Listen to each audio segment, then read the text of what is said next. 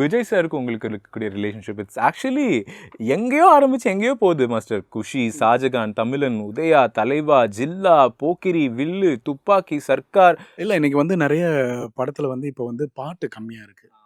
நிறைய வந்து ஆமாம்மா ரொம்பவே இருக்குது.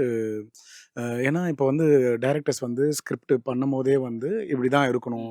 ஏன்னா ஹவர்ஸ் கம்மி பண்ணால் எந்த பாட்டை தூக்கலாம். நிறைய படம் பார்த்தீங்கன்னா எல்லாமே இப்போ படத்துக்கு முடிஞ்ச உடனே ப்ரமோவில் பாட்டு போடுறாங்க. அது அந்த படத்தோட அவ்வளோ பெரிய செலவு, எக்ஸ்ட்ரீம் க்ரோர் கணக்கில் செலவு அந்த பாட்டுக்கு. ஆனால் இப்போ வந்து ப்ரமோவில் நம்ம பேர் போடும்போது போதும். ஏன்னா அந்த கதையை வந்து நம்ம இந்த 2 ஹவர்ஸ்க்குள்ளே சொல்லணும்னு சொல்லிட்டு அவங்க டைரக்டர் நிறைய வச்சுருக்காங்க உள்ள. இப்போ எங்கள் பாட்டை விட்டாரு நம்ம டைரக்டரு.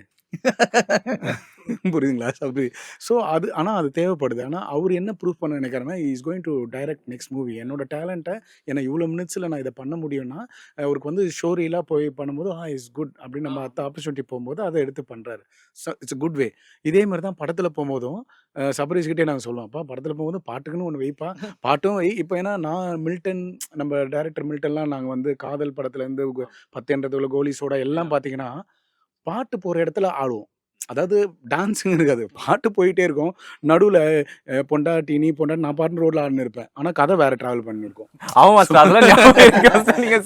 ஸோ அது அந்த மாதிரியும் ஒன்று இருக்குது. ஏன்னா இன்றைக்கி வந்து கதையோட பாட்டு வரதான் ரொம்ப பிடிச்சிருக்கு. ஆனால் பாட்டு கண்டிப்பாக இருக்குது. ஆனால் இதில் ஒரு சூப்பர் மியூசிக் இல்லாமல் நாங்கள் கிடையாது. ஏன்னா இவங்க இல்லாம இவங்க கொடுத்தாதான் அந்த வாய்ஸும் அதுக்கு தான் எங்களோட ஃபீல் கொடுக்குறோம். இவங்களாவது மாண்டேஜ்ல வந்தது, எங்களை மாதிரி டான்ஸ் மாஸ்டர் நாங்க என்ன பண்ணுவோம்? இல்ல இப்ப எனக்கு சார் இப்ப அது ஒண்ணுதான் ஒரு சின்ன வருத்தமா இருக்கு. ஒரு வியூவரா நம்ம போய் ஒரு படம் பார்க்கும்போது பாட்டுக்கான, சிங்கருக்கான, டான்ஸஸ்க்கான போர்ஷனுங்கிறது 2.5 மணி நேரம் படத்துல ஒன்று ஓப்பனிங்ல இருக்கு, இல்லை எண்டு முடிச்சு எண்ட் கிரெடிட்ஸ்ல வந்துட்டு போடும்போது வருது. What was your thought sir அதை பத்தி? அதே மாதிரி இப்போ வந்து தெலுங்குலலாம் நல்லா பிடிச்சிட்டாங்க.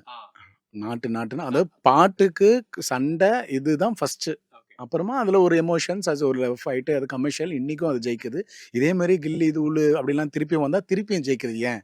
கமர்ஷியல். மக்கள் வந்து என்டர்டெயின்மெண்ட்டாக ஜாலியாக அதுவும் வேணும். அதாவது நீங்கள் நல்ல ஸ்கிரிப்டை அழகாக பண்ணுங்கள். இதுக்கும் கொஞ்சம் ஒரு ஸ்பேஸ் இருந்துச்சுன்னா, அதுக்கு தான் நீங்கள் மாண்டேஜஸ்ன்றது வந்து படமே எடுக்கிறீங்களே.